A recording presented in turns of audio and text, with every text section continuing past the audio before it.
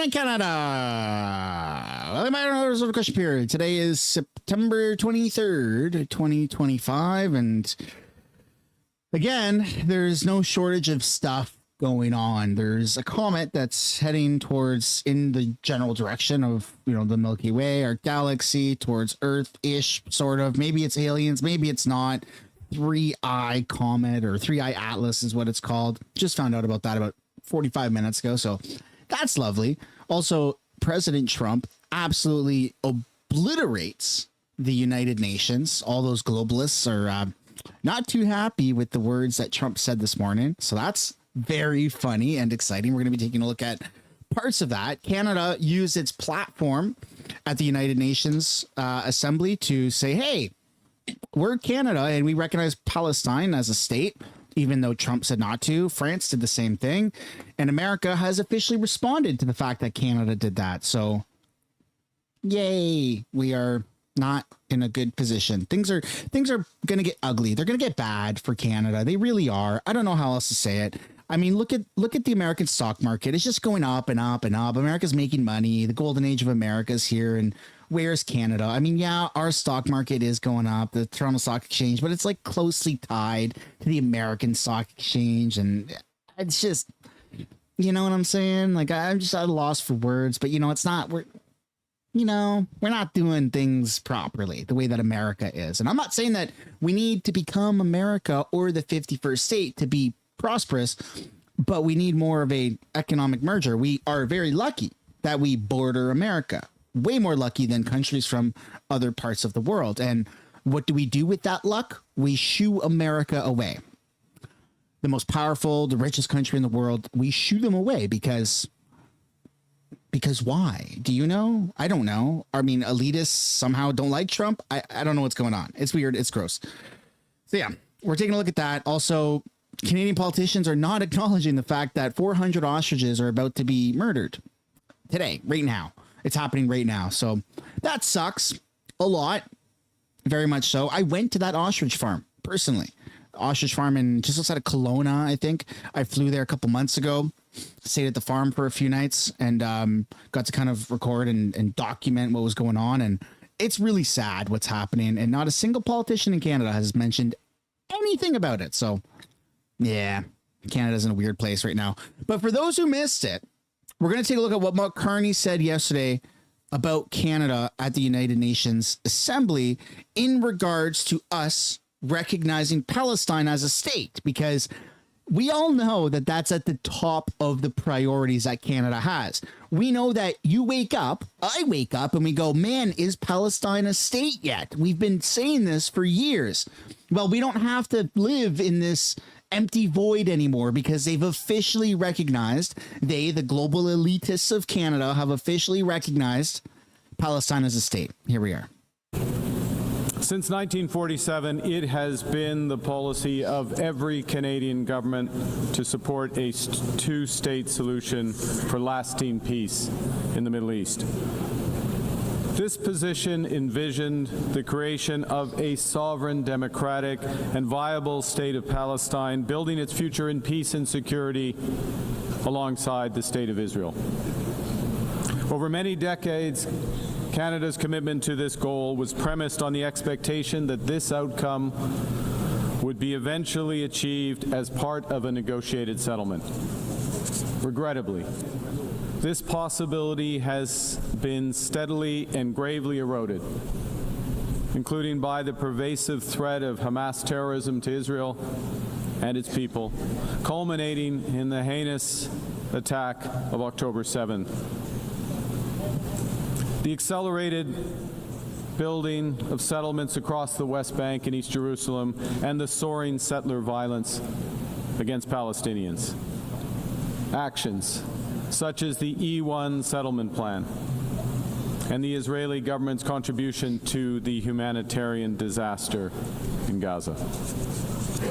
Le Hamas a terrorisé le peuple israélien et opprimé le peuple de Gaza, ce qui a engendré d'horribles souffrances.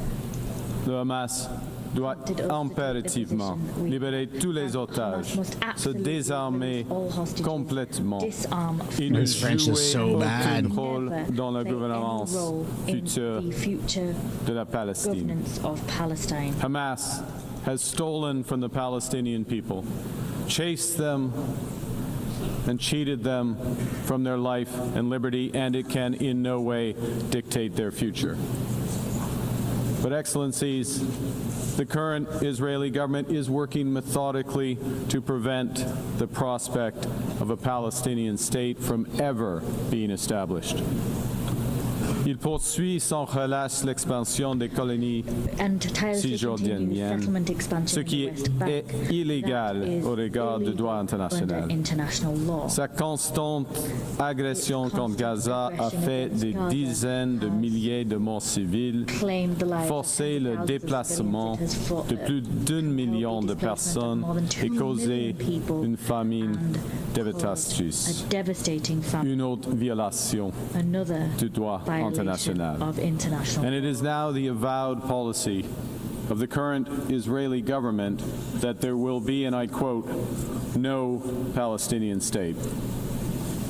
In this context, Canada recognizes the state of Palestine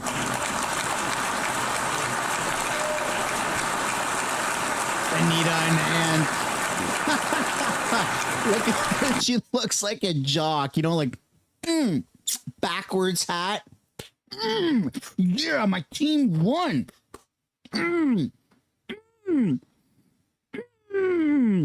That's what her face looks like. Look at that.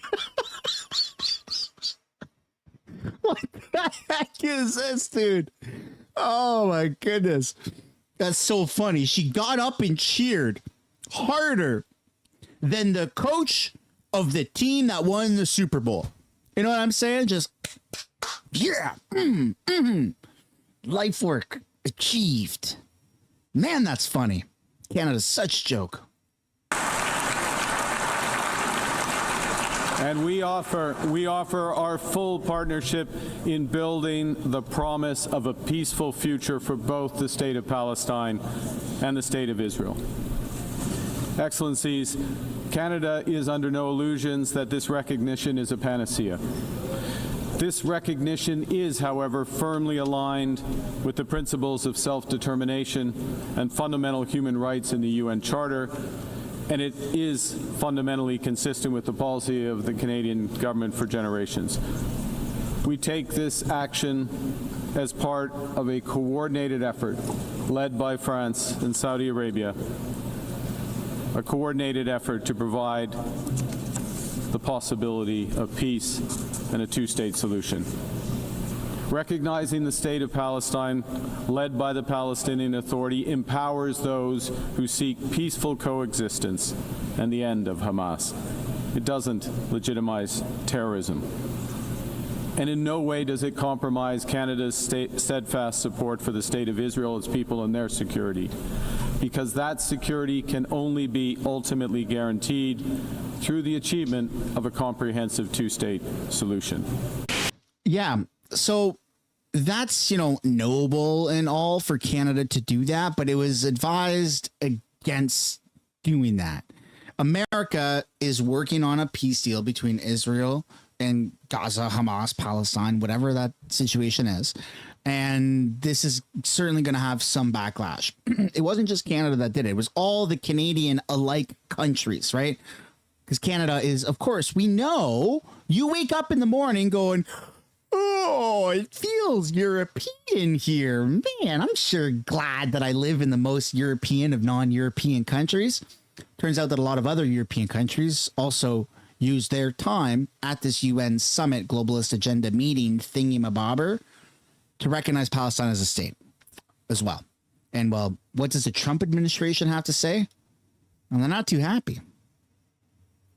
Just hours from now, President Trump will return to the United Nations to deliver a wide-ranging address while also meeting with world leaders to discuss plans for a post-war Gaza. All right, this comes as top allies to the United States formally recognize a Palestinian state, drawing swift criticism from Israeli leadership. So what does this mean ahead of this week's high-stakes summit? Let's bring in the Secretary of State, Marco Rubio. Mr. Secretary, thanks so much for joining Fox and Friends this morning. Thank you. So, Mr. Secretary, we were hoping that you can give us a preview. Apparently, the president wants his famous message of peace through strength today at the UN. What do you anticipate him saying? Well, I think one of the things the president's going to have to address and is going to address is the UN itself, and that is, why do we still have a UN? It has tremendous potential. The UN is an organization that has the potential to do some great things around the world, but it's not doing it. If you look at Russia and Ukraine, you have a war going on there. It's the president that's been carrying the burden of trying to bring it to an end. The UN is playing no role. If you look at what's happening in Gaza with Hamas and everything that's happened there with Israel taking them on, what role is the UN playing? None. We're going to try here, and even as close to home in the Western Hemisphere, in a place like Haiti, that's been overrun by gangs that control that country and has destabilized the region. The U.S. is asking for the UN to step up and play a very important role. We have a lot of support, but it looks like China might stand in the way of this effort to bring that about. The UN will play no role if they do that. So I think what the president's going to do is challenge the UN to find its meaning and its purpose and its utility as an organization, because it doesn't seem to be doing the job, and it's pretty good at spending a lot of money. I think you can anticipate the president will point to his own history with the UN, going back to his time here as a developer, where he actually offered to fix the UN building, and instead they chose to go in another direction, wasted a bunch of money, and really didn't achieve on the building's perspective what needed to happen. And I think it's emblematic of how feckless the UN has become as an organization. It's just a place where once a year a bunch of people meet and give speeches and write out a bunch of letters and statements, but not a lot of good, important action is happening. So again, the UN has a lot of potential, but it's not living up to it right now. So the Turkish leader Erdogan sat down with Brett Baer yesterday. We got two topics to talk to you about that, one of which was asked about the war in Russia. He's basically, he's indifferent, he likes both guys, and in Gaza. But he seems to take a shot at President Trump. Listen. Ben sadece şunu söyleyeyim. I can only say this. Mr. Trump, you might remember he's used a term when he said, I will finish the Russia-Ukraine war. Did it end? It still goes on. Similarly, To be fair, though, at the UN meeting, President Trump did shun Europe for saying, you guys are at war with Russia, yet you're still buying oil from Russia. What the hell's the matter with you? Huh? What are you doing? It's embarrassing. Right. So that did actually happen. And it frankly is quite embarrassing. All these sanctions on Russia, all of the, Russia illegally invaded Ukraine, yet, hey, can we buy some more oil from you? It doesn't make any sense. Like, it is sadistic. It's weird. I thought about this right when the war broke out. I'm like, what the hell is going on? You guys are shunning Russia, yet you're still buying oil from them. How does that make any sense? So something's probably going to happen, and it's going to be the war of attrition now. And if they stop buying oil from Russia, that's going to put a huge dent and a lot of pressure on Russia. He said, I will finish the war in Gaza. Did it end? No. That means once we start analyzing the issue, there are prices to pay. And when we look at the hostage exchange, that was done. It goes on. So he says the president doesn't get it done. This is a NATO ally. Your thoughts? Well, look, I didn't hear the entirety of the interview. I can only tell you that on both of those issues, on the case of Russia, Ukraine, the only leader in the world that has any chance of bringing it to an end is President Trump, and which is why he has put more time and energy into it than anybody else. All of these other countries, including Turkey, by the way, are begging us to be involved. They want us to be involved. Look, these people go out and say what they want to say, but at the end of the day, when they want something done, they want to come to the White House. President Erdogan is coming to the White House this week to meet with the president. They all come to the White White House, they all want to speak to President Trump. They all want President Trump to fix it. So they can say whatever they want to say. The truth of the matter is that we have leaders, we have meetings going on today that we have leaders begging to be a part of it. They are calling, saying, can we be included? Can you bring us in? Can you get me 5 minutes to shake the president's hand? He is the indispensable leader in the world right now. He is the only one who has any chance of not just brokering a deal to end the war with Russia and Ukraine, but also bringing about the war that's going and getting all the hostages released in Gaza. And I think he's put more time and energy into peace proposals and peace initiatives than anybody else in the world, and he's had the most success of anybody else in the world. He doesn't get a lot of credit, but let's not forget the DRC and Rwanda had a war going on. It's the president that's brokered that. Azerbaijan and Armenia, it's the president that brought that about. Thailand and Cambodia, right. It's the president that brought that end of that about. India and Pakistan, that's just four right off the top of my head in the last few months. And the president's the one that did that, not any other leader in the world, and not the UN. Mr. Secretary, Fox is exclusively reporting that Hamas wrote a letter directly to President Trump asking for a pause in fighting for 60 days in exchange for half of the hostages. Do you know if this letter has been delivered yet, and will the president entertain this idea? I don't know who they gave that letter to. It wouldn't have mattered, though, because the president's been clear, and that is that we haven't seen the letter. We don't have that letter. And even if we did, it wouldn't matter. The president has already made clear he's not interested in 60 days, 10 people. He wants all the hostages out, all 48, including the 20 who are alive, 28 who are deceased. He wants them all out. There should have never been any. Why are we even talking about hostages? Why do we still have to talk about hostages at this point? There shouldn't be any. They should all be released immediately, period. That's the president's position, so he would have rejected that offer had it come, but we haven't seen that letter. I think they gave it to the media or somebody, but they haven't given it to us. Mr. Secretary, the president said the final warning to Hamas. What does that mean? Well, I mean, you've got Israel is right at the doorstep of Gaza City. I mean, they've begun an operation to go in, and all of the leaders of Hamas, all of the main leaders inside of Gaza and Hamas are all concentrated in Gaza City. It may take a while, but they're not going to survive the Israeli push. Now, what we would hope to see is that it doesn't have to happen, because Hamas surrenders, they lay down their arms, they release all the hostages, and then the important work of sort of rebuilding Gaza and providing a place where Palestinians can live prosperously and peacefully, that work can begin. But that work can't begin until the hostages are released and Hamas no longer exists. And so the sooner that happens, the sooner peace will begin. I want to make sure to get this in, because I know your time is tight. You were brilliant, as in so many speakers, saluting the life of Charlie Kirk. Here's a little of the moments that a lot of people are talking about. Watch. Because he took on that death, because he carried that cross, we were freed from the sin that separated us from him. And when he returns, there will be a new heaven and a new earth, and we will all be together, and we are going to have a great reunion there again with Charlie and all the people we love. It looks like that was coming from the heart, not the prompter. Can you bring us back to that moment? Yeah, Marco Rubio's awesome. Badass. Well, look, Charlie, I think what makes this situation so unique is that Charlie Kirk wasn't just a figure involved in American politics and a political discourse. Charlie was a friend to a lot of people in the White House and a lot of people in this administration, like on a personal level. He's someone that I had just been interacting with just a few days before he died, because he was in South Korea and was eager to come back home and tell me what he had seen while he was there. And a lot of other people, the vice president was very close to him personally, a lot of members of the staff. So I think it adds a new element to this. Obviously, this is a major story, a horrific tragedy, and before everyone in the age of social media, everyone saw it instantly. And so I think it impacted people across the country, but I think it had a particularly special impact in addition to all of that because of the personal connection here. And I thought that on Sunday was a very unique opportunity for many of us, not just to pay tribute to the life that Charlie Kirk lived, but the way he lived it and the core of his message. And his faith was at the core of his message. I think Charlie, if he was here to say that politics is important, what we do in government is important, these debates on issues are important, but the most important thing of all is our faith and our family, and Charlie lived that, and he believed it, and it was at the core of his message. He had an extraordinary amount of wisdom for a 31-year-old young man. He really did. I mean, it usually takes a lifetime to acquire the kind of wisdom that he had. And the president did a beautiful job speaking there, and so did his wife.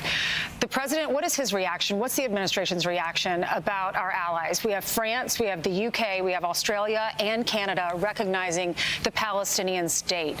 What does that say about our influence?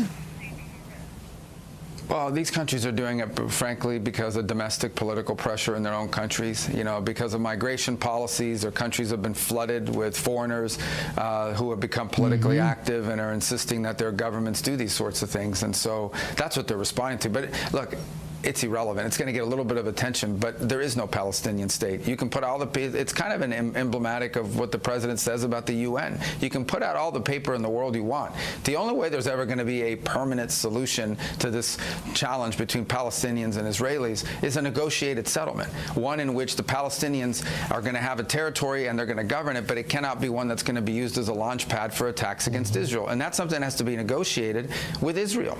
It isn't going to exist without Israel's participation. That's what these leaders should have spent their time working on, ending this war, eliminating Hamas, so you can get to that stage of talks about that topic.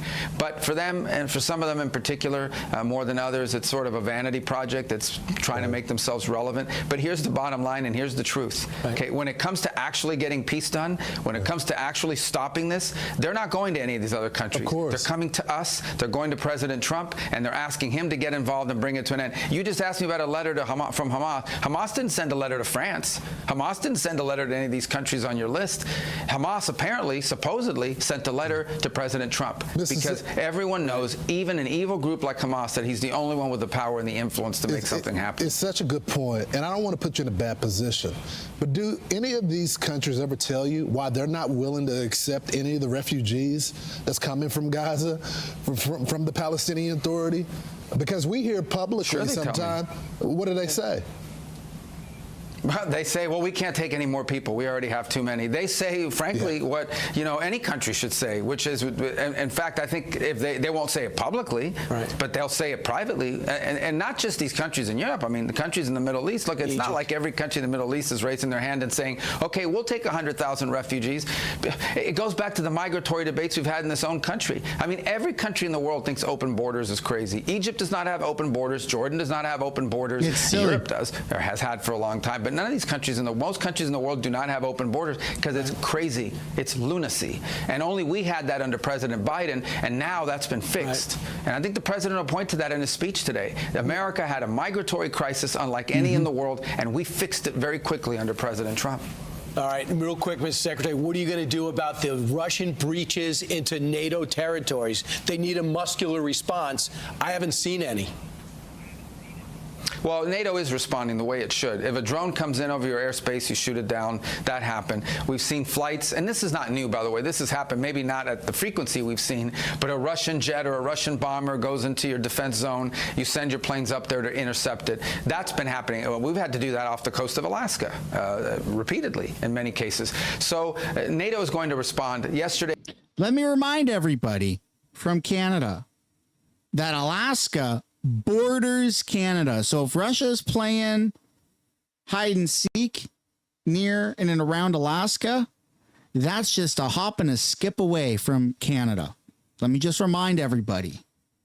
At the United Nations, his first day on the job, Mike Waltz, our new ambassador here, spoke at the Security Council. He made clear our position, which is that when it comes to NATO, we're going to defend every inch of it. It's an important alliance. You know, we had the best NATO summit maybe in history just a few months ago, in which with President Trump there, all these countries made their 5% pledge, except for one, Spain, who doesn't want to do it. But and you know what? At the end of the day, that issue is what it is. On the Russia-Ukraine war, look, no one has worked harder or done more to bring this to an end, and it appears Putin may not be serious about peace. The president has expressed his deep disappointment about it, and he knows what his options are at some point here to have to impose additional costs. But he's also said that before we do that, Europe needs to do it. They're demanding all these things of us, and yet you have countries in Europe still buying massive amounts of oil and natural gas from Russia and funding and fueling the Russian aggression campaign. So I think it's important for them to step up. Good, Mr. Secretary, thank you so much. Thank you, sir. All right, get stuff done. Oh my goodness, man. Canada is just in a really, really unfortunate position. I don't know how else to put it. And it's not like we just happen to fall into an unfortunate position. We've done this to ourselves, right? Not you per se, not me, but people that keep voting for liberals, right? It's gross. It's very gross. And the grossest thing I've seen today, maybe this week, maybe in a long time, is a federally subsidized government or federally subsidized organization is using the police to go and cull, which means kill, almost 400 healthy ostriches. I visited this farm a couple months ago in the summertime. I flew there, took a ferry from Vancouver Island, took the SkyTrain up to the airport in Vancouver, flew to Kelowna or Kamloops or wherever the hell it is, got picked up, made a whole vlog about it. It was awesome. It was great. My allergies kind of got the best of me because I'm allergic to grass, apparently. And going to a farm in the dead of summer is, well, I kind of did that to myself, but I was there. And I spoke with this lady you're about to see who's having one of the most emotional reactions that a person could experience. She has 400 friends, birds. These aren't meat ostriches. This is a research farm. They research the antibodies of the ostriches to fight real things. You know what I'm saying? Let's take a look at what's going on. You rise up, Canada. This is our time. I got a call from John Catsimatidis out of New York saying that we won an appeal. He talked to the U.S. ambassador. And he talked to the U.S. ambassador and U.S. ambassador in Ottawa that we won an appeal. And I don't know what this means, but I need to figure it out right now. We have an appeal. I know her. I know. I spent 3 days with her. I know her. We listened to my music in her car. I've been to this farm.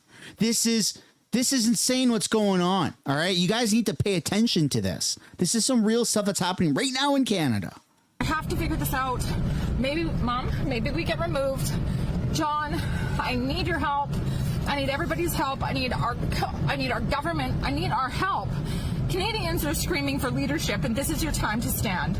We need leaders. Pierre, where are you? David Eby, where are you? Mark Carney, where are you? Canada is rising up. We want our voices heard.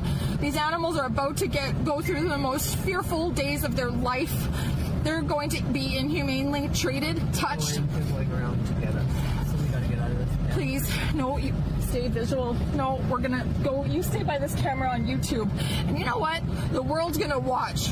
The world's gonna watch farmers be taken from their property that have been protecting their animals for 35 years. We are not a commercial poultry facility. We are not poultry.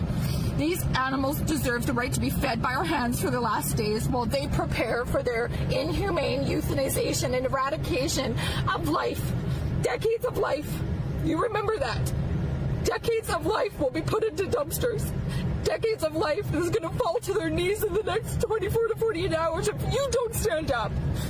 We are asking for true leadership. Leadership in Canada, you rise up. This is our time. Please, we are asking you, we are screaming, help us.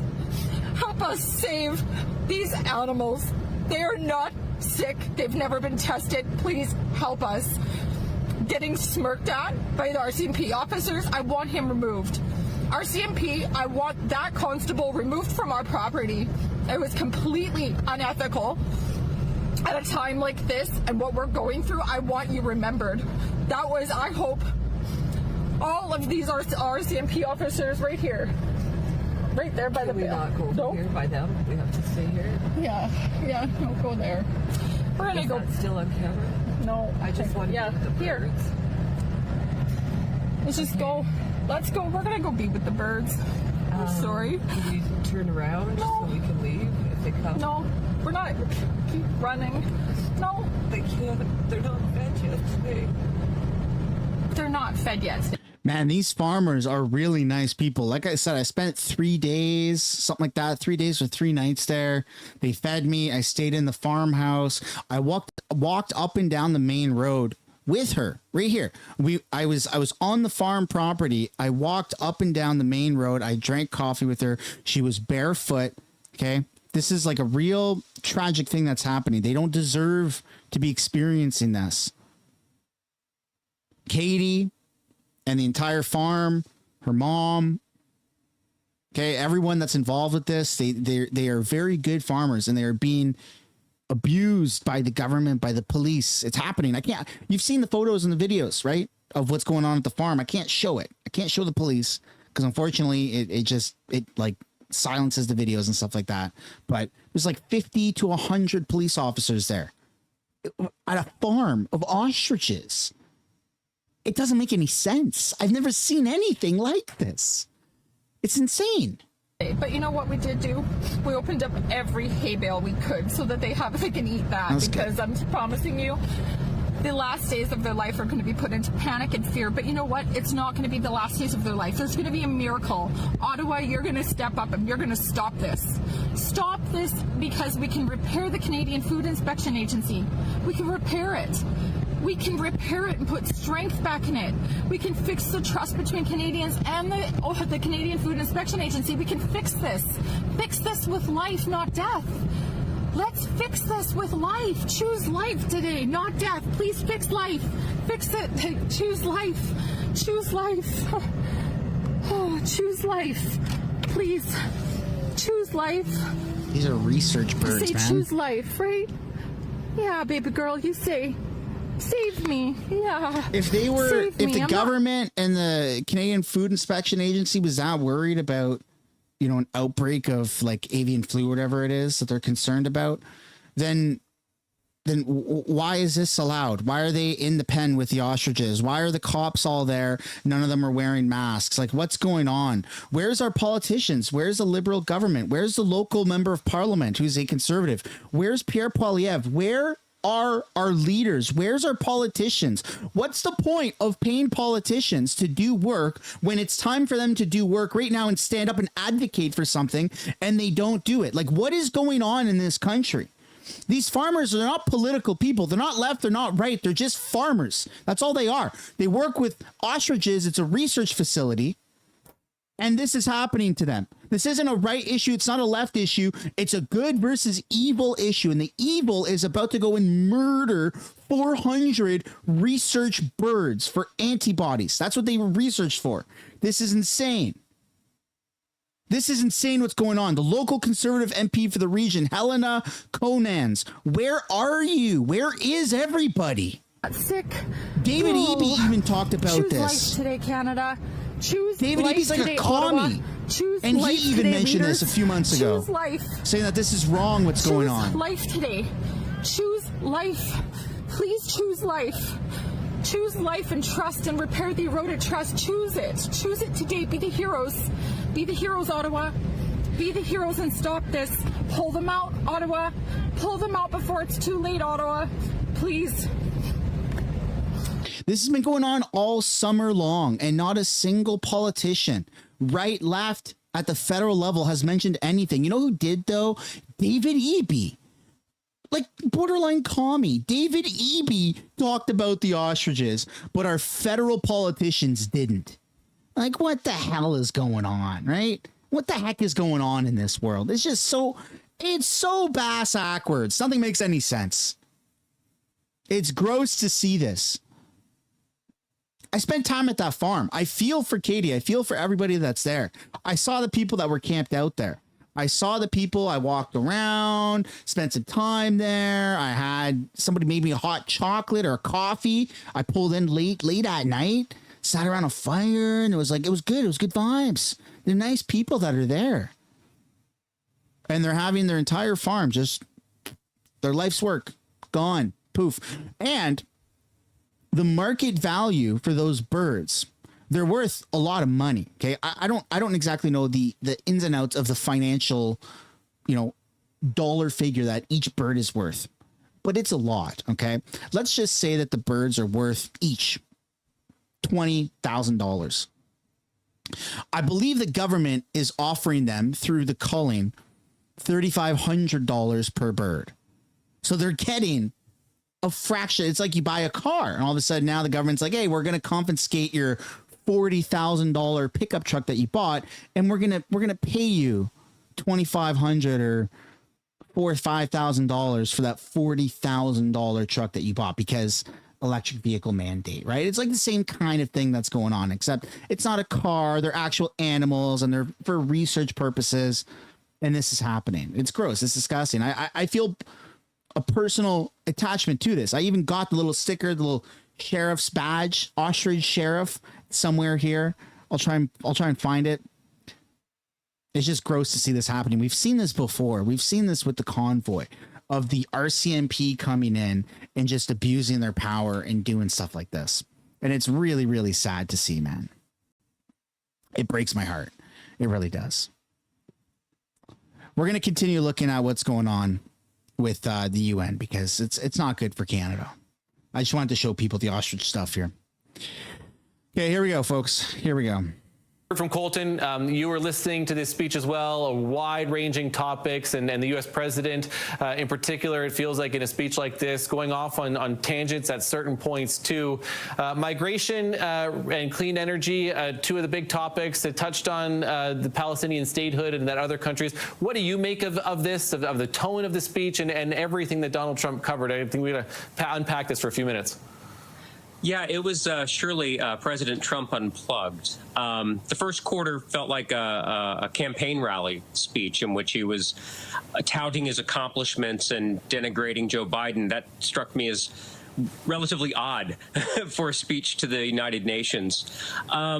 As core themes against migration and renewable energies, I mean, it does seem to run counter to the reigning consensus in the United Nations. At one point in time, he used even an incorrect term, claiming that 25 million migrants had crossed into the United States during the Biden administration from the southern border. It was very much felt like a campaign speech, hitting on core themes, and I very much doubt that anyone in the audience, representing a particular country, didn't walk away feeling somehow aggrieved or puzzled. I mean, this is. This is most surely the end of the post-war era is over. Mm-hmm. That chapter of the book is closed. We are in a new era in kind of international history. Yeah, the post-World War II era is done. And, Donald Trump in 2016 announced it. In 2025, he confirms it. Yeah, it's certainly interesting. You talk about being aggrieved. At one point, Trump said European countries are going to hell because of migration. And it was, he pointed out certain countries. There were maybe a select few amounts of positive things to say about, a couple of people in the room or a couple of countries in the room. But this was criticism right across the board. And, we talked to Colton a little bit earlier, too, about maybe a little bit more of the deference that countries maybe have to give the United States in the leadership role that they play, as opposed to the last time that Trump was at the United Nations and he was laughed at.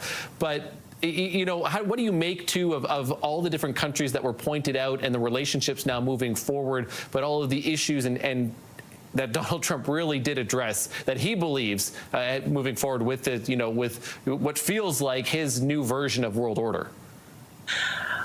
Look, I mean, the last 10 years have affirmed that there is a growing, at least minority consensus in the West, if not a majority consensus in the West, that, Donald Trump and detractors of the world system with mass migration, globalization and free trade, there are some very real popular dissents in the Western world against the post-war order. And Donald Trump very much represents those who are dissenting against the post-World War II era in that regard. And so, I mean, you could look at the 2016 election. I think many did, as when Trump won, as an aberration. And at this point, I mean, I think what Donald Trump is showing in 2025 is that he has allies in the West. Now, maybe they don't necessarily aren't in government, and in the case of maybe the government in Hungary, they are in power. But this is a stance in the global order in the West of those who question the the post-war order that, that you can't just dismiss the Trump and Trumpist critiques of it. And so I think this is, Trump's speech is basically saying, we are here. There's a lot of people in the West who support our dissent in elections. And this is something that supporters of the global order are going to have to deal with seriously. And Trump is saying, you're going to have to get along with me personally if you want to have good relations with the United States, which is most certainly a departure from the post-World War II era. Jeffrey Bloodworth. I mean, if you aren't nice to Trump, chances are you're not going to get the goodies, right? Countries who are nice to Trump are going to reap the rewards of being on the right side of history. Anyways, ladies and gentlemen, enough of the UN stuff. We're now going to take a look at question period. And what we're going to keep a lookout for is any member of parliament.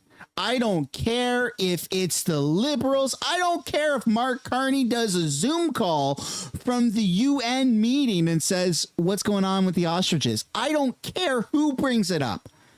W's in the chat, and a lot of respect for any member of parliament that brings up the ostriches and talks about how the attack on the ostriches needs to end.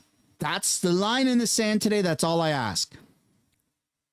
In addition to you guys liking the video and subscribing to the channel and turning the bell notification on. That's not a whole lot to ask. I think that's all pretty reasonable. Without further ado, here we go, folks. Question period. Mr. Speaker, today 52 students and 3 teachers from Collège Sainte-Anne in Lachine visited Parliament. Founded in 1861 by the Sisters of Sainte-Anne, this institution is one of the oldest schools in Quebec. See who brings it up, huh? For nearly 165 years, it has educated students who have contributed, among many other things, innovation, entrepreneurship, and remarkable scientific achievements that have had an impact not only in Quebec and Canada, but all around the world. The teachers at Sainte-Anne teach with dedication and energy, preparing students with the knowledge and skills they'll need to succeed in their chosen careers. I'm delighted to welcome them here so that they can observe democracy in action up close. Perhaps among these students are tomorrow's members of Parliament. Whatever paths they choose, I wish them every success and happiness in life. The Honourable Member for Flamborough, Glanbrook, Rack North. Mr. Speaker, the Prime Minister promised the fastest growing economy in the G7. Instead, we have the fastest shrinking with higher unemployment, record household debt, and the most expensive housing. Another Liberal broken promise. But seriously, if you guys haven't yet already, to judge him by grocery prices, well, they're rising even faster today. Another Liberal broken promise. He promised to build, baby, build. Instead, it's block, baby, block. Housing starts are projected to drop 13%. Another Liberal broken promise. He promised elbows up tariffs against the U.S., then remove them without a deal. Another Liberal broken promise. He promised to spend less and invest more. Well, spending is way up, the deficit is doubling, and $63 billion in investment has fled Canada. Another Liberal broken promise. Broken promises, Mr. Speaker. That's all this Prime Minister has delivered. Morgan. Way to go, Dan. The Honourable Member for Mississauga, Erin Mills. Mr. Speaker, cricket has come to Ottawa. Wow. Today we're joined by Canadians representing over 300,000 women and men that play cricket across our country and millions that watch and cheer the sport. Today is the 3rd annual cricket match between Canadian parliamentarians and the Commonwealth diplomats, where we square off and we pitch for peace. Today is more than about just sports. It's about building friendships across the world, celebrating cricket's growth here in Canada. For many MPs and senators and diplomats, today will be their first time playing cricket, but it will not be their last. I want to thank all the representatives of cricket who have joined us from coast to coast to coast, and thank you, Hassan Mirza, President of the Canadian College Cricket, for his leadership in helping put this together. Mr. Speaker, Canada needs to invest in our young cricketers representing us cause all over the world. And we're that's what we hopeful do. that we can continue to pitch for peace to build a stronger nation. Thank you. But guarantee you she's never talked like that about hockey. Lennox and Addington Tyendinaga. The Prime Minister claims to be pro-resource development, but mere months ago he was praising the authoritarian government in Beijing for understanding, quote, engineering solutions to issues around emissions, end quote, and their willingness to, quote, engage in the global commons in and around the climate, end quote. He happily gives the ambitious leadership of the Chinese Communist Party this high praise while they were doing the exact opposite of responsible environmental stewardship, constructing several new coal power plants. But as we are increasingly seeing with this Prime Minister, he prefers platitudes over planning and progress. Coupled with his personal connections to Brookfield, securing a $250 million loan to the Chinese state-owned bank, Canadians are increasingly realizing that this Prime Minister is not only a walking conflict of interest, he is an anti-energy leader in Canada, and his behavior proves it. Way to go, Shelby! The honourable member Let's for hear about the Poilievre. ostriches. Thank you, Mr. Speaker. I had the privilege this summer of meeting with the Ukrainian Alliance of Quebec, an organization that plays a vital role for its members and our entire community. The meeting was a chance to hear about their realities, needs, and aspirations, but above all, to see once again the strength and resilience of the Ukrainian community here. As the member for Poilievre, I strongly believe Canada has a moral and political responsibility to support the Ukrainian people, both on the international stage and right here in our communities. My government has already taken concrete steps to welcome displaced families, strengthen cultural partnerships, and provide ongoing humanitarian and military aid. But beyond official gestures, it's human connections and local initiatives like the activities of the Alliance that give real meaning to our solidarity. I'd like to reaffirm that I will be an ally in this cause, as will our government. The honourable member for North Island, Powell River. Well, Mr. Speaker, it looks like the Minister of Public Safety accidentally told the truth. Yesterday, we learned in leaked audio that the minister privately acknowledged what conservatives have been saying publicly for years, that their attacks on law-abiding firearm owners and their gun confiscation scheme is politically motivated, will do nothing for public safety, is completely unenforceable, and is a giant waste of nearly $1 billion of taxpayer money. This at a time when violent crime has surged and gun crime in particular under this Liberal government is up 130%. Wow. Now, we already know that the minister doesn't know what an RPAL is, that he doesn't know his own government decriminalized hard drugs in BC. How many more failures, scandals, and embarrassing moments does one man need to have before Canadians get a new Minister of Public Safety? The honourable That's all right. I would like to hear about the ostriches, though. Mr. Speaker, this summer, an extraordinary business in my riding of Bay of Quinte achieved a fantastic milestone. Sprague Foods hit 100 years of operation. Founded in 1925 as a seasonal cannery in Prince Edward County, the company has grown through 5 generations into the only remaining cannery in the region. From preserving local vegetables and producing soups now found on shelves across Canada, Sprague Foods has stayed true to simple, natural ingredients while adapting to changing markets. In a time when buying Canadian-made products is more important than ever, Sprague Foods is a key partner in supporting our local economy with good jobs and food security. So on behalf of myself and this entire House, congratulations to Sprague Foods on the past century and cheers to 100 more. And Mr. Speaker, I would also like to acknowledge the Canadian Armed Forces we have here today for Army Appreciation Day. Thank you for all your service. Yeah, all right. Oral questions. Oral questions. Questions orales. Honorable Leader of the Opposition.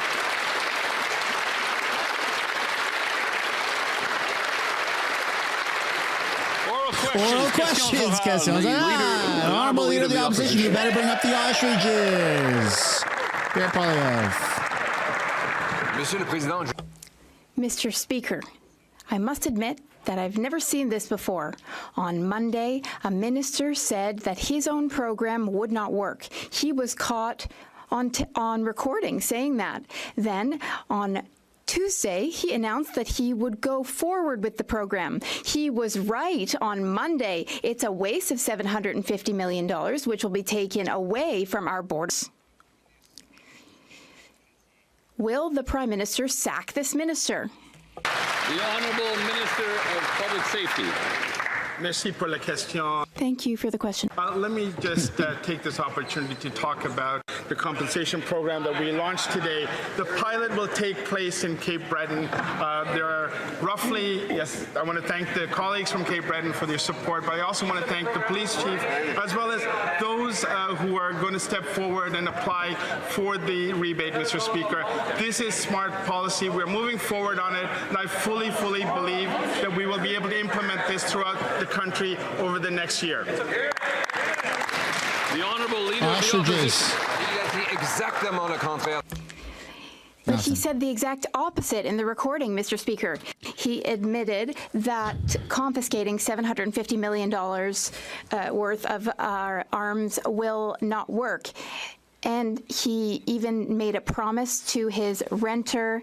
He promised to hire 1,000 border agents. Meanwhile, 400% of firearm crimes are from firearms that come up from the border. He lost 600 dangerous criminals somewhere on our streets, and he doesn't even know how to define a firearm or what's a dangerous firearm. So he's not capable of doing his job. That is Will true, the Prime man. Minister sack Liberals him? are greasy as heck. Mr. Speaker, public safety are not binary choices. You could do both, Mr. Speaker. We can ensure that guns are off our streets by ensuring that people who are able to turn in their firearms are able to get compensated for those prohibited weapons. That is what we're doing with the launch of our gun buyback program today.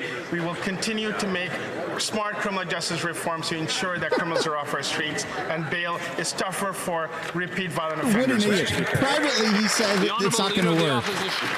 Well, I have to admit, Mr. Speaker, in all my years here, I've not seen this before. On Monday, a minister says that his program won't work. On Tuesday, he says he's going ahead with the program, a program that will take $750 million away from frontline border and police services to go after Grandpa Joe's hunting rifle, a waste of money that police say they won't implement and that the minister was caught on recording saying they will never implement. He even promised to bail his tenant out of jail if he breaks the law. When will the Prime Minister fire this minister? The Honourable Minister of Public Safety. Mr. Speaker, let's be clear. If Grandpa Joe is using AR-15s to go hunting, I think we have to have a much more serious conversation about hunting. What we're going forward, Mr. Speaker, are 2,500 prohibited weapons, AR-15s that are killing people around the world, including those in mass casualty incidents in Canada, Mr. Speaker. If the Leader of the Opposition wants to have a real conversation about crime, he also has to have a real conversation about guns, Mr. Speaker. The Honourable Leader of the Opposition. Mr. Speaker, that minister did have a real conversation about guns. He was caught on tape admitting that his program won't work because it will go after legitimate hunters and sport shooters rather than after the 80% of guns that are used in crime which come illegally across the border. He admits that his $750 million program won't work. He offered to bail his tenant out of jail if he breaks the rules. He lost track of 6,000 foreign criminals in our country. He admits he doesn't know what a gun license is. More than half of Canadians don't feel safe under his watch. Will the Prime Minister do the only thing that will secure our country and fire this incompetent minister? That's the only thing that can be done. Public Safety. Makes sense. Oh, the wet noodle's taking it. Serious about public safety if you're not serious about gun crime. My honourable colleague on the other side of the House raises concerns about the illegal flow of guns across the border. When he was in government, he made cuts that made it easier for illegal guns to come across the border. Mr. Speaker, we're going to be adding 1,000 officers at the border. He also has campaigned on a commitment to legalize assault-style weapons and claims they're used for hunting. There are hunters in my community I'd love to introduce him to. They don't shoot deer with AR-15s. The Honourable Leader of the Opposition. seems the Liberal strategy is to say that the public safety minister is not incompetent enough to be fired because they have, by comparison, an even more incompetent minister of justice. I guess everything is relative, Mr. Speaker. And I'm glad that to prove his incompetence, I'm glad he brought up the issue of border security, because we asked the government in an order paper question last week whether they'd keep their promise on 1,000 new border guards. They got back saying not only have they not hired the 1,000 more, they have no plans to do so. More incompetence from this public safety minister. When will the Prime Minister fire him? There you go. The Honourable Minister of Justice. Mr. Speaker, with respect to the commitment to hire 1,000 officers at the border, I would point my honourable colleague opposite to the election campaign platform that Canadians across the country, including of the riding of Carleton, supported to make sure that we would defend our border against the flow of illegal guns and drugs into Canada. Mr. Speaker, for years I have watched Conservatives brush away gun crime as something that's completely unserious, pretending that it's only law-abiding people who shoot guns in this country. The fact is there are criminals who shot innocent people. We are going to do something about it. Go after the criminals. Don't go after law-abiding gun owners. Mr. Speaker, is incredible. Only that minister who ruined the immigration system, the ruined the housing market, could simultaneously repeat a promise while breaking it. Right. It was last week that the Liberal promise of another, yes, that's right, a Liberal promise is a prop. I mean, that's pretty good. That's pretty good. The honourable member knows that he can't use Okay, the honourable member has 15 seconds left, so we'll start the clock again. It was just last week that the minister's own department revealed that they are breaking their promise on 1,000 new border guards. They say they are not only have they not hired the 1,000, but they haven't even developed the plan to do so. That is the responsibility of the public safety minister. He's broken the promise. Will he be fired? The Honourable Minister of Public Safety.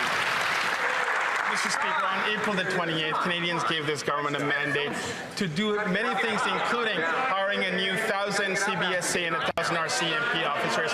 I'm sorry, Mr. Speaker. It's obvious that the Leader of the Opposition doesn't understand the hiring process, nor the plan and the work that goes into hiring these 1,000 exceptional men and women who are going to serve this country. I want to take this opportunity, Mr. Speaker, to welcome the Leader back into the House, but also ask him, maybe this is time for him to take his security clearances so he can actually do his job. Deflection. They always deflect. The Honourable Member for Saint-Jean. Mr. Speaker, the Liberals' involvement in the legal challenge to Bill 21 is a constitutional power grab. That's clear from their speeches today. What we are hearing today is that what they're upset about goes beyond secularism.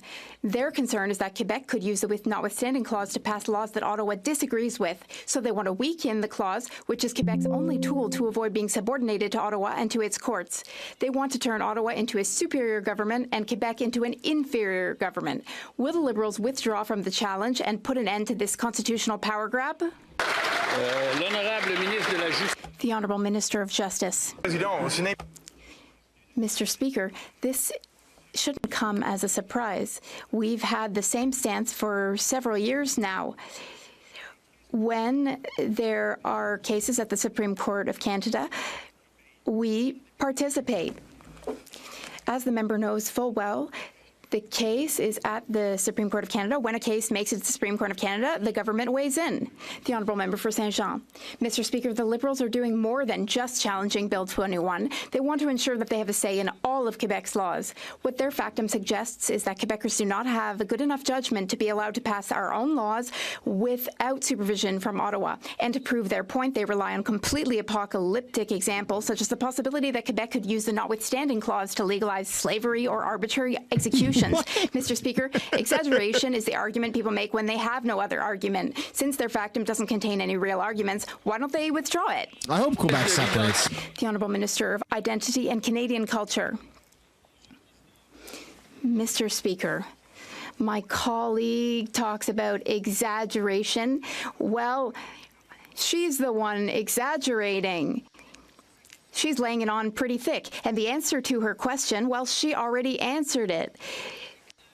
Courts cannot change the Constitution.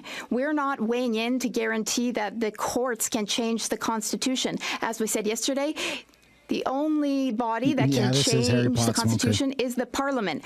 We are weighing in to protect the Canadian Charter of Rights and Freedoms. The Honourable Member for Jean-Pierre. Yeah, kudos to the Mr. Speaker, the translator. If the Liberals want to amend the Constitution and Section 33 on the notwithstanding clause, then let them launch a round of constitutional negotiations. Let them reopen the Constitution if they want to change the rules. Let them treat Quebec and the provinces as equal partners in a public debate rather than going through the courts.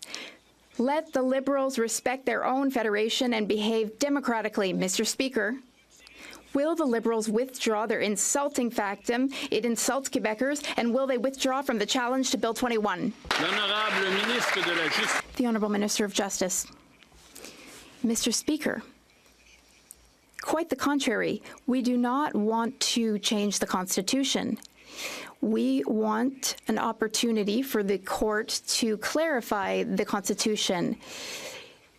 Now, the case has made it before the Supreme Court, and the Supreme Court is the appropriate forum for making arguments, not here in the House of Commons. Mr. Speaker, gun crime is up 130% under this Liberal government. And what's their answer? Targeting law-abiding hunters and sports shooters. This minister was caught on leaked audio accidentally telling the truth about the Liberal gun buyback scheme. He admitted it's not worth the money, that it will go over budget, that it's politically motivated, all for optics, but worst of all, that it's not even going to work. Yet this Prime Minister is telling the minister full steam ahead. He's actively trying to sell a program that he admits will waste $750 million and not improve public safety. Gross. Why won't the Prime Minister just fire this minister? Yeah. The Honourable Secretary of State. Mr. Speaker, I'd like to start by setting the record straight.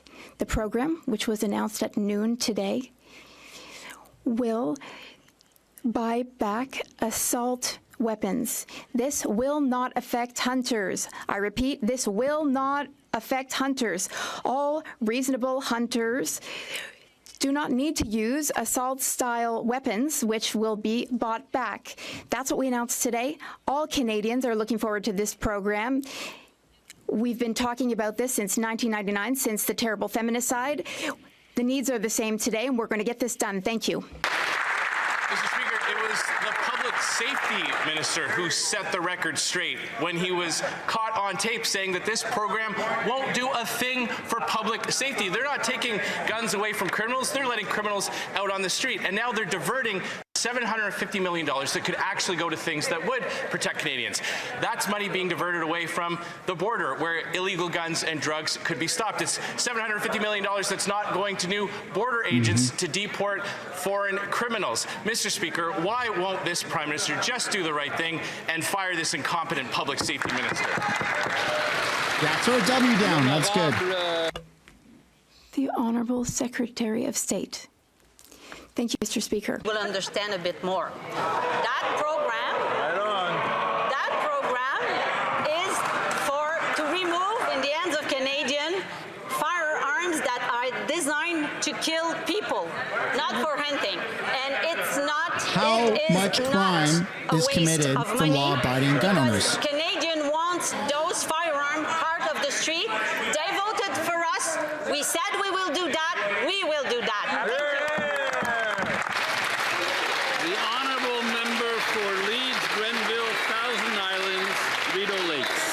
In a leaked audio recording, the Liberal public safety minister said that their gun buyback program won't keep Canadians safe and that it's a waste of money. Well, we agree on both counts, but he's pressing ahead. And he launched an assault on licensed law-abiding gun owners today. But gun crime is up 130% under these Liberals, that Liberal minister and that Prime Minister. The minister's job is to keep Canadians safe, and he's saying himself that this $750 million program won't do that. Will the Prime Minister fire his minister? There you go. Wow, lots of calls for resignation and firing today. Thank you, Mr. Speaker. This opportunity. I appreciate the opportunity to able to clarify what we're doing, Mr. Speaker. First and foremost, whatever the member opposite said is factually incorrect.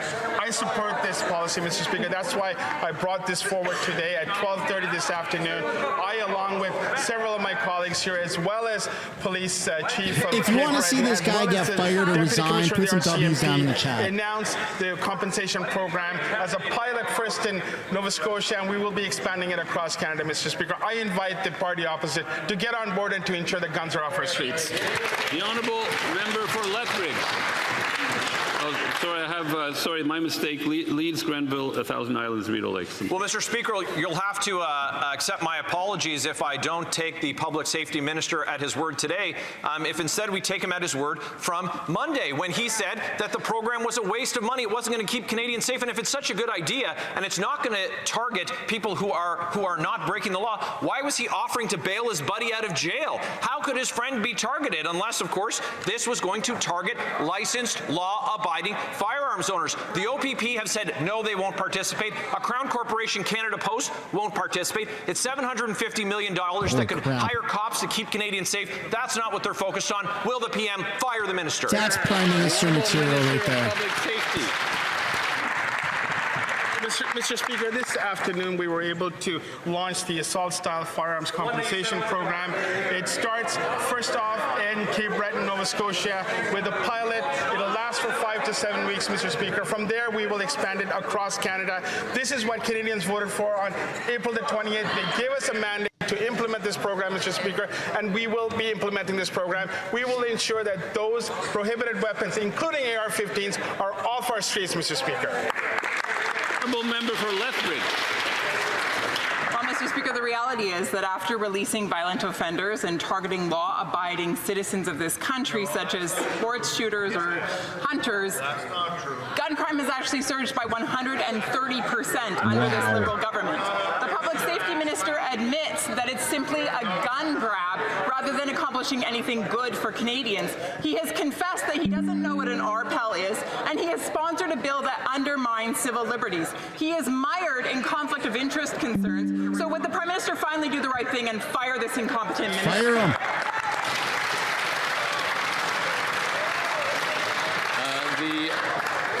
The Honourable Secretary of State for Rural Development. Thank you very much, Mr. Speaker. My colleague spoke in French, and then she spoke in English, and the Tories still didn't get it, so I will speak slow, Mr. Speaker. This is not about hunting. This is not about infringing upon people that are out there legally hunting, Mr. Speaker. And I got a lot of people from rural Saskatchewan and northern Saskatchewan that enjoy hunting. This is not about hunting. It is about stopping the We're on the wrong side of history, bud. violence, stopping the AK-47s from crossing our border, and keeping... What does that have to do with law-abiding gun owners, you dumbass? You can't get an AK-47 in Canada. Like, this is ridiculous. The Honourable Member for Bellechasse, Les Etchemins, Lévis. The Minister of Public These people Safety are so was caught stupid. in leaked audio admitting in a recording that the Liberal gun confiscation program is not worth the $750 million he's about to spend on it. Mr. Speaker, he knows it, we know it. This program will accomplish nothing other than inconveniencing law-abiding Canadians like hunters. The program will not reduce gun crime, which is increased by 130% under these Liberals. Canadians do not trust this minister to implement a policy that he himself acknowledges is ineffective. The only option is for the minister to resign. Will he do so? The Honourable Secretary of State. I thank my colleague for her question in French. You know, and she knows as well, that the tragedy at Polytechnique set things in motion in Canada so that we could remove assault weapons from our streets in Canada and in Quebec. Dude. It's incredibly important. Now, we have a gun registry with different types of guns. What we're doing today through our program will not affect hunters who are using reasonable hunting weapons. This will only prevent weapons which can kill people. Any weapon can kill a person. Here's the situation, Mr. Speaker. The Liberals have increased gun crime by 130%. That's a fact. The Minister of Public Safety admitted that the Liberal gun confiscation program is political. That's a fact. He also admitted that it will be ineffective. So the government is heading for disaster with this gun program. It won't make our streets safer. Will the Prime Minister demand the minister's resignation? The Honourable Secretary of State for Nature. Mr. Speaker, 35 years ago, I was in a hospital bed, and I did not understand what was going on. I did not understand that something like that could happen to me in Canada. I was at the first press conference with fellow students. We all called for the removal of assault-style weapons from our streets. I will continue to advocate for that and fight for that. What's most important is to do what Canadians want and what Canadians voted for. Mr. Speaker, we will go all the way. We will go forward with our program, and hunters will be able to continue to hunt. You're literally lying about guns. This is so corrupt. Monsieur le Président. Mr. Speaker, the Liberals' challenge to Bill 21 is about so much more than state secularism. In the Liberals' factum, what they're saying is, we've seen where Quebecers are headed with their secularism. At this point, who knows? They might even be capable of closing churches or shutting down newspapers if Ottawa didn't stop them. The Liberals want to weaken the notwithstanding clause so that the federal government and, of course, federally appointed judges have the final say on every law Quebec passes. In Quebec, that's what we would call guardianship. In Canada, what exactly would it be called? Maybe the minister can tell us. The Honourable Minister of Identity and Canadian Culture. Mr. Speaker, what my colleague said is false. Our intervention, our factum to the Supreme Court is to defend rights and freedoms.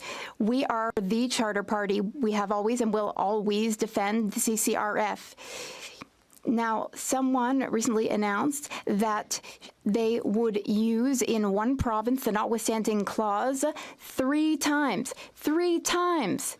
We want courts to be able to tell citizens of provinces, your rights are being violated. That's what we want to be able to still be the case. The Honourable Member for Rivière-du-Nord. This is not defending the Charter. Mr. Speaker, the Liberals want Bill 21 on state secularism to be reversed. That is crystal clear. But they want more than that. They want the final say. They want to ensure that they and their appointed judges have the final say. They want to decide everything for everyone in their Liberal Canada. This is unacceptable for Quebecers, and sometimes I wonder what we're still doing here. The Honourable Minister of Identity and Canadian Culture. Mr. Speaker, I'd like to remind my colleague that during the last federal election, Quebecers elected 2 times more Liberals than Bloc Québécois members. 2 times more. And why did Quebecers do so? They know that we're here for them, that we stand up for their rights, and that we work well with provinces and territories. Just last week, I met with 2 representatives of the government of Quebec to announce a project for 20 million housing units, 10 million at market price. Mr. Speaker, we can work with provinces and territories, all while defending the Canadian Charter of Rights and Freedoms. Public safety minister's #1 job is to keep Canadians safe. Instead, he's blowing taxpayer dollars on a gun buyback program he knows will fail. The Toronto Police Association has slammed it as useless, and they're right.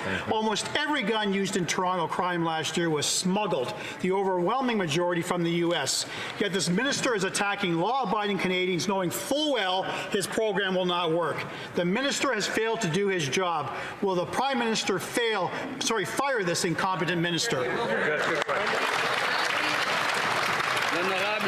job, Uncle Brock. The Honourable Public Safety Minister. Against getting our guns off our streets. I'm puzzled why AR-15s are required for hunting. I'm not a hunter, Mr. Speaker, but I've spoken to many hunters, and many of those will say that AR-15s do not belong on our our streets, in our communities. That's what we're doing here today, Mr. Speaker, with the plan that we launched today in Cape Breton and will be spread across Canada. We are getting serious guns off our streets, and we'll make sure our communities are safer. This guy doesn't even know what the hell he's talking about. The honourable member for Brantford, Brant South, Six Nations. Mr. Speaker, the truth came out a few days ago. He knows the gun grab will fail.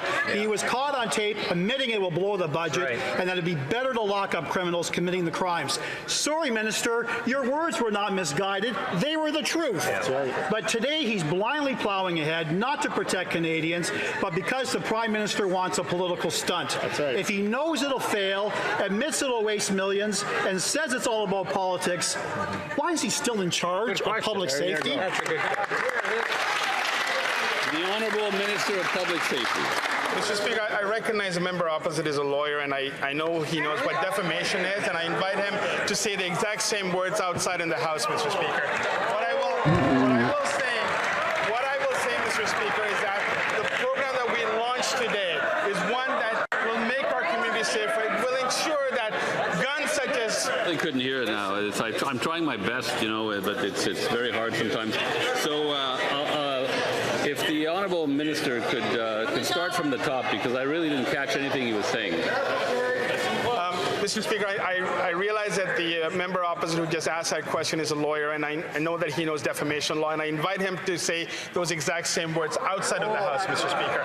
What I will say is we have launched a program today that will ensure the safety and security of Canadians. We will compensate those who are willing to bring forward their prohibited weapons and collect remuneration for that, Mr. Speaker. We will ensure that we have greater bail reform laws, Mr. Speaker, that will keep serious violent criminals off our streets. We could do both. The Honourable Member for Bowmanville, Oshawa North.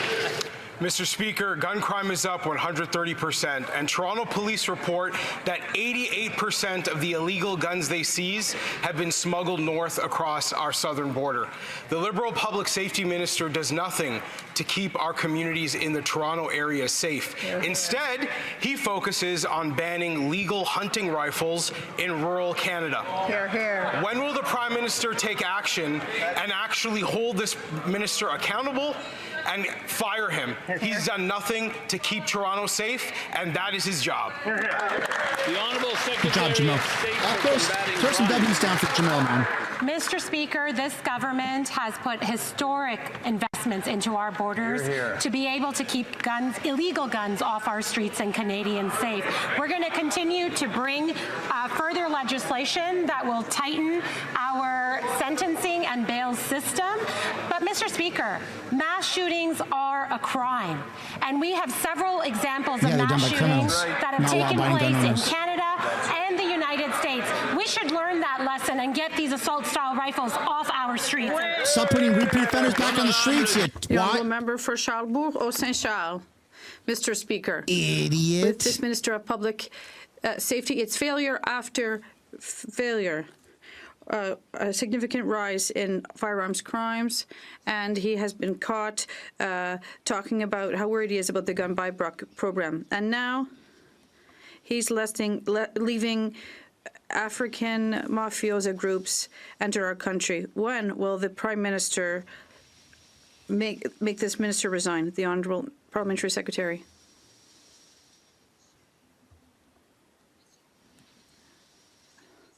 Mr. Speaker, sorry. It's important for us to finish this action. Canadians expect this of us. It's important for us to respect the commitments we've made, and this program will allow us to do this. And I think that all Quebecers, all Canadians expect this of us. It's not the only thing we have to do to fight crime, but it is part of the set of measures that we are going to take to do so. Thank you. The Honourable Member for Charlebourg, Saint-Charles. And with all due respect, my question is for the Minister of Public Safety. He doesn't need the Secretary of State to respond. If we're talking about borders, we're talking about crimes and African mafia groups. Will this minister? Well, this is a major issue for Canada, and we need to control African mafia groups. Will the Prime Minister fire his Minister of Public Safety. Yeah. Thank you, Mr. Speaker. I think that guy is caution toast. this member that he is really treading lightly in the language he's using, describing a particular group that he's concerned about, Mr. Speaker. It is borderline racism, and I do caution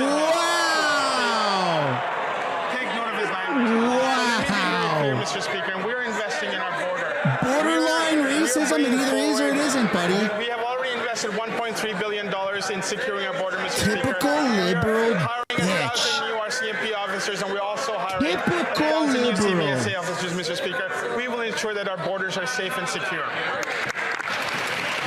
Buddy, the racists are now going to start to come out and attack you because you said that. That was a mistake. Success in negotiating new trade deals around the world, efforts to secure a new agreement with the U.S., and launching major projects, these unjustified U.S. tariffs on steel, aluminum, and autos are hurting businesses of all sizes, including manufacturing and food in my riding of Guelph. Will the minister responsible for FedDev please outline which new programs are available to support them in these difficult times and how to access them? Oh, no. The Honourable Minister for Artificial Intelligence and Digital Innovation. Mr. Speaker, I want to thank my honourable colleague from Guelph for her important question and the tireless work on behalf of her constituents and local businesses. Southern Ontario, as we all know, has been among the hardest hit by tariffs, home to the steel and auto industries and industries that employ more than 8 million workers. This summer, I spoke with businesses like Laval Tools in Windsor and organizations like the Niagara Economic Development Corporation, who told us how much they value FedDev's work and their investment in innovation and creating new jobs. That's why our regional tariff response initiative is now open, Mr. Speaker, for application, and why our caucus is so... The Honourable Member for Kamloops, Thompson-Nicola. Mr. Speaker, the Public Safety Minister's #1 job is to keep Canadians safe, and he has failed at that job.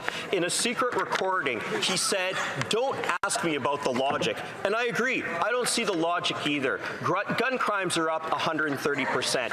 Bail across the country is perceived as a joke, and these Liberals in Bill C-5 voted to lower sentences for gun crimes. Everything in this file is a mess. So why doesn't the Prime Minister fire his Public Safety Minister? This is the way. The Honourable Minister of Justice. Mr. Speaker, when it comes to public safety in this country, we agree that there is work to do when it comes to bail reform and to tighten sentencing, which is why we will be introducing legislation that makes the criminal justice system treat serious crime with more serious consequences going forward. But a point of disagreement between the government and the opposition is the role of assault-style weapons in this country. Mr. Speaker, my constituents at home in Nova Scotia and Canadians that I meet in every province believe that it is common sense to take guns that are designed to kill people off our streets. It is remarkable that the Conservatives have a contrary view. Bro, that's racist. You can't say that. He wants a point of disagreement. How about this, Mr. Speaker? House arrest for people who do drive-by shootings, and that minister voted for it. That is a point of disagreement, Mr. Speaker. This minister has one job, and that's to keep us safe. $742 million are going towards a program that he doesn't even believe in. How many RCMP officers could that get us? How many border security officers can that get us? This whole thing is an absolute mess. The question is this: when will the Prime Minister fire him? The Honourable Secretary of State for Combating Crime. Mr. Speaker, we take crime, all types of crime, very seriously, and that is why this government's second piece of legislation in this House was C2. I'm sorry, but to if make you sure believe we give this, lady, our policing organizations the tools they need to crack down on organized crime, on criminals that are running our streets. But we do not need AR-15s in our country, Mr. Speaker. That rifle was designed to kill human beings. So, if I could ask the Conservatives, why are you on the side of crime? Cars were designed to run people over, yet we drive them every day. Through the chair. The Honourable honourable member for York Durham. In the last election, the Prime Minister promised to hire 1,000 new border officers. Now, the Minister of Public Safety, in his response today, suggested we just don't understand the hiring process. Let me suggest to him that he doesn't understand how promises work. You actually have to keep them. But internal documents from the CBSA last week disclosed to this House that the Minister of Public Safety, responsible for hiring border officers, has hired precisely 0. His #1 job is to keep Canadians safe, and he has failed. When will the Prime Minister hold this minister responsible and fire him? The Honourable Minister of... You deserve to know. Thank you, Mr. Speaker. We made a promise in the last election, Mr. Speaker. On April the 28th, Canadians gave us a mandate, and we're fulfilling that promise this afternoon, Mr. Speaker. We've launched the compensation program where in Cape Breton, as a starting point, we were piloting the ability for individual owners who have prohibited firearms to turn it in to law enforcement, who will collect it, who will inspect it, and who will then advise on the compensation, Mr. Speaker. This will be spread across Canada in the coming weeks, Mr. Speaker. I look forward to the support from the member opposite who's really The honourable member for York Durham. Mr. Speaker, the minister says he's taking this seriously, but his own response to this House tells a very different story. Not only has he failed to hire a single new border officer, he doesn't even have a plan to hire any. He has failed to keep the government's promise, failed to hire new border officers, failed to stem the flow of illegal guns across the border, and failed to keep Canadians safe, his one and only job. So when will the Prime Minister hold this minister accountable and fire him? The Honourable Minister of Public Safety. Mr. Speaker, we look forward to welcoming 1,000 new RCMP and 1,000 new CBSA officers to the ranks of our frontline public service, Mr. Speaker. I was in Regina, Mr. Speaker, speaking to the RCMP training facilities. We're getting prepared to be able to train the 1,000 new RCMP officers we will be onboarding over the next several years, Mr. Speaker. It is important that we continue to invest in law enforcement. That's exactly what this Prime Minister committed to. That's exactly what we'll be doing. The honourable member for Calgary Nose Hill. Over the summer, it was revealed that the Public Safety Minister lost track of 600 non-citizens with serious criminal records who were set to be deported. Over 70% of these people have been convicted of serious crimes, such as sexual assault. Right now, these people are still roaming our streets. The minister had one job, and it's to keep Canadians safe. Yeah. He's failed it. Will the Prime Minister fire his Public Safety Minister? That's a great question. The Honourable Minister of Public Safety. Mr. Speaker, this year we are on target to remove over 20,000 individuals who do not meet the requirements to be in Canada, Mr. Speaker. It is a record level of removals in Canadian history, and we're working towards ensuring that this is accelerated even further. The addition of another 1,000 CBSA officers will help and aid in this process, Mr. Speaker. We will continue to make sure that Canada and our border is safe, Mr. Speaker. This is exactly what we've been working on. We will continue to invest in Canadians. Honourable member for Calgary Nose Hill. I'm not sure what on track means when there's 600 serious criminals who are non-citizens who should be deported but are on the streets. We asked these questions in May and in June. The minister had the entire summer to come up with a plan. These are people who have been convicted of crimes like sexual assault, and he lost them, and he can't find them. Why won't the Prime Minister fire his Public Safety Minister? It's a phenomenal question. Minister of Public Safety. Mr. Speaker, the Canada Border Service Agency has been working very hard throughout this, not just the summer, Mr. Speaker, the last several years to ensure that our borders are stronger than ever. This year, we are on target to have more than 20,000 removals of those who are not eligible to be in this country, and that number is accelerating by the month, Mr. Speaker. This is the type of work that our exceptional front service officers are doing. This is the type of investment that we will be adding to this year, including adding 1,000 new CBSA officers, Mr. Speaker. Thank you. Honourable member for St. Albert, Sturgeon River.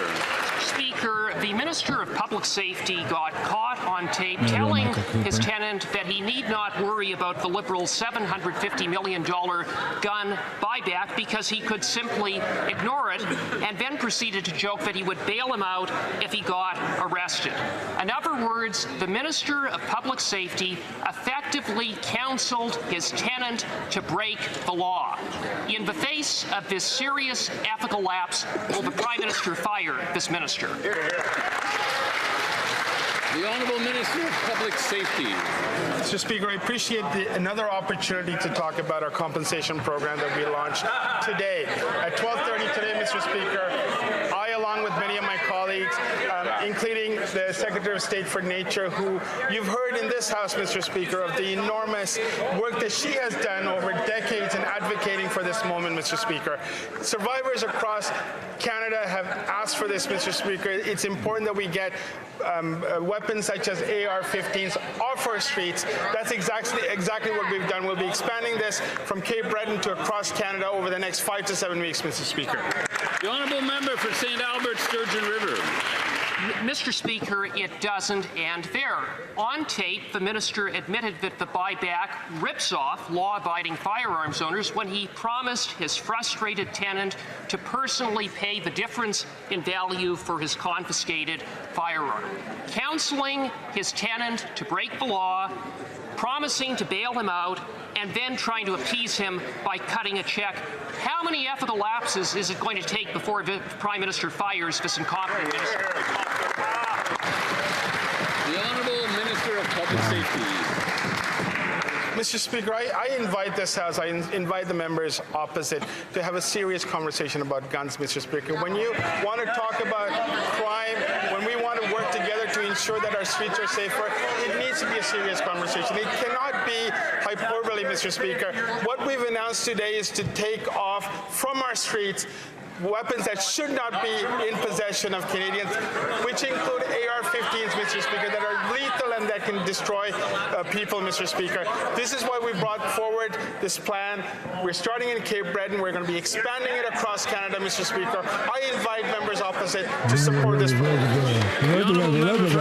St. Thomas, fucking so annoying. Mr. Speaker, the first job of the Public Safety Minister is to keep Canadians safe. This Public Safety Minister admitted to not knowing what a firearms license is. He said he doesn't know what the classifications of firearms are, and he couldn't even defend his own Liberal government's gun confiscation scheme to his tenant on the most basic questions. And this is the minister responsible for Canada's gun laws. The Public Safety Minister oversees national security, terrorism. What else does he not know about his own file? His incompetence puts Canadian lives at risk. When will the Prime Minister fire him?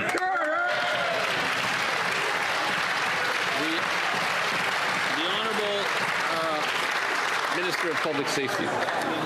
Mr. Speaker, the member opposite, I'm told, understands weapons, understands firearms. I want to ask him a very simple question, Mr. Speaker. Why do we need AR-15s in our communities? Why do we need it in our neighborhoods? Why do we need it on our streets, Mr. Speaker? Can that member tell this House why we need that type of weapons on our streets, making it more harder, making it unsafe for Canadians, Mr. Speaker? The Honourable Member for Avalon.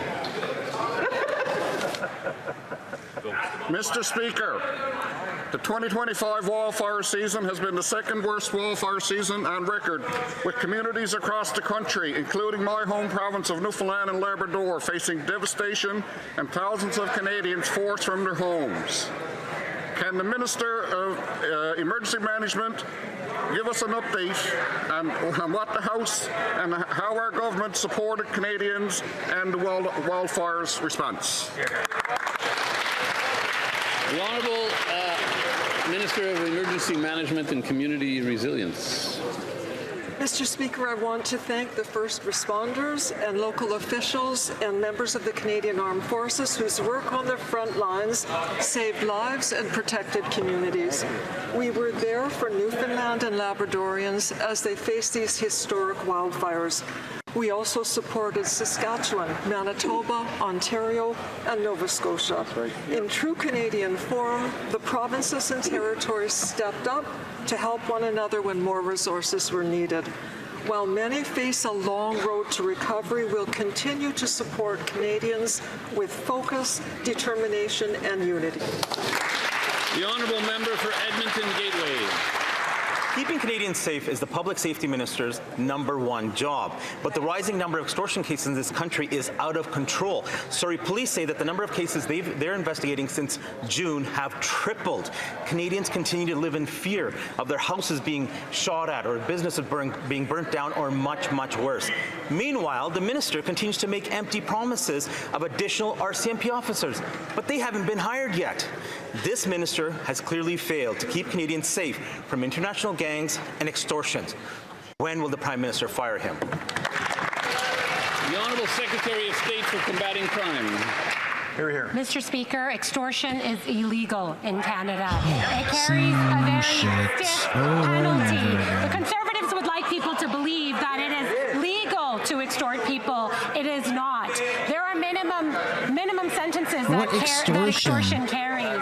We've created a national task force that is working and monitoring all extortions and connecting police agencies across this country. Many arrests have been made. We won't stop there. We'll continue to go after extortionists. It's illegal, and they will be put behind bars. The honourable member for Abbotsford South Langley.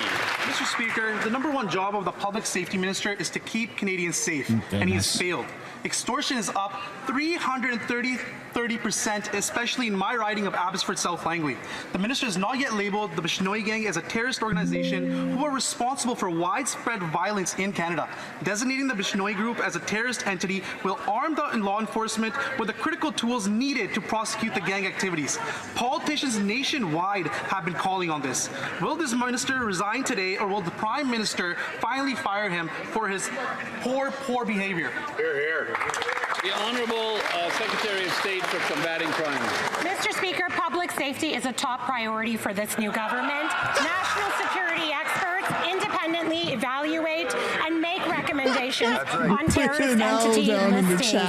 This work is ongoing, and we hope to have a decision very soon. Mr. Speaker. The Honourable Member for Calgary Skyview. Mr. Speaker, extortion cases have skyrocketed by 330%.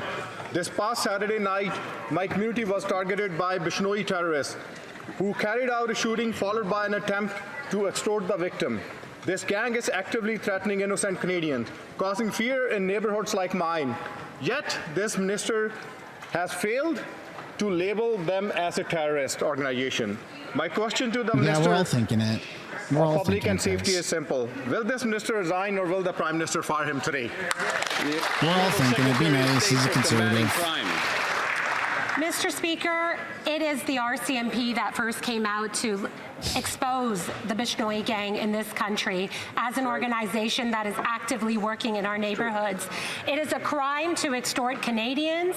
We will go after them. We've created a national task force to address this issue. Our national security experts are independently evaluating the listing of Bishnoi as a terrorist organization. I hope they will arrive at a decision soon so that we can continue to keep our communities safe. The honourable member for Hamilton Centre. Mr. Speaker, Canada's new government has been elected on the promise to spend less, invest more, and make government more efficient. Can the President of Treasury Board update this House on the red tape review he has been recently launched, and how it will help ensure more effective service delivery for Canadians? Honourable President of the Treasury Board. Thank you, Mr. Speaker. I'd like to thank my honourable colleague for this question. Canada's new government is taking bold actions and delivering results. We're eliminating red tape to improve efficiency and to deliver better and faster services to Canadians. We have received almost 500 proposals since launching our red tape review. That's impressive. These initiatives will make the government more efficient to build the strongest economy in the G7 and to build Canada strong. The honourable member for Portneuf-Jacques-Cartier. Mr. Speaker, what another fine mess this Liberal government has made of the firearms issue. Crime is up 130% under these Liberals, and the minister is targeting the wrong people by attacking honest citizens who are hunters and sports shooters. The new Minister of Public Safety says privately that the famous gun buyback is a waste of money and the budget will skyrocket, but under pressure from the PM, he must hypocritically continue the program. The minister has no legitimacy. When will the Prime Minister fire him? The Honourable Secretary of State. Thank you, Mr. Speaker. I'd like to thank my colleague for his question. Canadians want to live in a safe environment, and for 35 years they know that assault-style weapons can cause massacres in Canada. It happened to me. It happened to other Canadian citizens in Portapique and across Canada. And what we're going to do today, that starts in Cape Breton, and I'd like to thank the Cape Breton team that is starting this pilot project. We are going to remove these assault-style weapons from our streets to make our country a safer one. Thank you. The honourable member for Vancouver East. The Liberal government abused their power one too many times by invoking Section 107 of the Labour Code as a backdoor to order striking workers back to work. They did it with rail, port, and postal workers. And they tried to do it with Air Canada flight attendants. QP National fought back and defied the back-to-work order. Trade unions across the country stood firmly on the side of flight attendants to say unpaid work don't fly. Will the minister respect the constitutional right of workers to free collective bargaining and repeal Section 107 of the Labour Code? Yes or no? Honourable Minister of Jobs and Families. Mr. Speaker, yesterday I had the privilege and honour, along with Secretary of State of Labour, to meet with the Canadian building trades unions who are standing strongly with our government as we plan to build the strongest economy in the G7. We talked about the major projects that are going to provide great jobs for tradespeople, unionized tradespeople across this country, and the importance of having unionization in this country to protect a strong middle class. And Mr. Speaker, I will tell you that this government will always act quickly to support labour rights and to support industrial peace. The honourable member for Courtenay Alberni. Canada is facing record wildfires that are destroying communities, critical infrastructure, and lives, while also creating dangerous air pollution that harms human health. Yet Canada still doesn't have a sovereign aerial firefighting fleet. In Port Alberni, Coulson Aviation is a world leader in retrofitting aircraft, such as the retired CC-130 Hercules, that could continue to protect Canadians and create high-skilled jobs here at home. Will the government commit in this budget to establishing a permanent national aerial firefighting fleet so Canada can defend our communities from climate disasters while also meeting its NATO obligations? This guy's talking about NATO? Minister of Emergency Management and weird shift for the NDP. Mr. Speaker, we're living in a reality where natural disasters are more frequent and more severe. Bro, this lady's got no idea what she's talking provinces and about. territories, What's her title? Indigenous partners, and other stakeholders on how we can strengthen coordination and capacity. Throughout the summer, I met with first responders, local officials, and members of the Canadian Armed Forces to hear their first-hand experiences with Minister of Emergency Management and Community Resilience. We'll ensure that Resilience. communities have the tools they need to respond. You can't even do recover, 3 push-ups. What makes you in charge of emergency responses? Like, Il y a un rappel au règlement. Ferme ta gueule, esti. Look, this is what's wrong with Canada, is we put a bunch of idiots in random positions and expect them to know what the hell they're talking about. You have a fragile, like 80-year-old woman who's got no idea, no expertise in emergency management in charge of emergency responses for Canada. What do you want me to say? You want me to say that this is dumb, that it's retarded? Because that doesn't do it justice. Canada is a joke. Also, not a single member of parliament said anything about the ostriches You know, the farmers right now, as we've been talking in the last 20 minutes, in the last 10 minutes ago, Katie and her mom at the Ostrich farm in Kelowna just got arrested. Did you know that? 10 minutes ago. Because they're standing with the ostriches because they don't want their birds, their life's work being murdered by our government. Not a single member of parliament, not the Conservatives, not the Liberals, not the NDP, not the Green. Nobody brought it up. Nobody brought it up during statements by members. Nobody brought it up during question period. This is called being blackpilled when you realize that our politicians, they don't actually work for us right now. They don't care about you. They don't care about me. They pander. It's called pandering. They attach themselves to a movement when it makes sense for political gain. It happened during the Freedom Convoy. It happened since then. And now it's coming to a bit of a halt because of potential controversy. So I want everyone right now to put some L's in the chat for the Liberals, put some L's in the chat for the NDP, and put some L's, capital L's, in the chat for the Conservatives. This is disgusting behavior from all of our politicians, and I'm disappointed. I think I'm going to go back to not voting. I never voted in my life until last year. I voted in the British Columbia elections, and I regret voting for John Rustad or in favor of him. I like my local MP or MLA. And then I also kind of regret voting for Pierre because we're finding out that he doesn't stand for anything.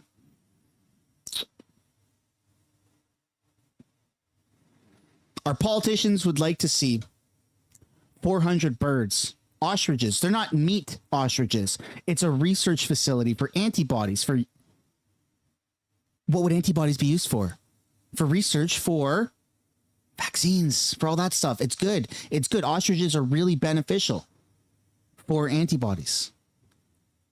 Not one mention of anything. I think I'm going back to not voting. Don't let emotions dictate.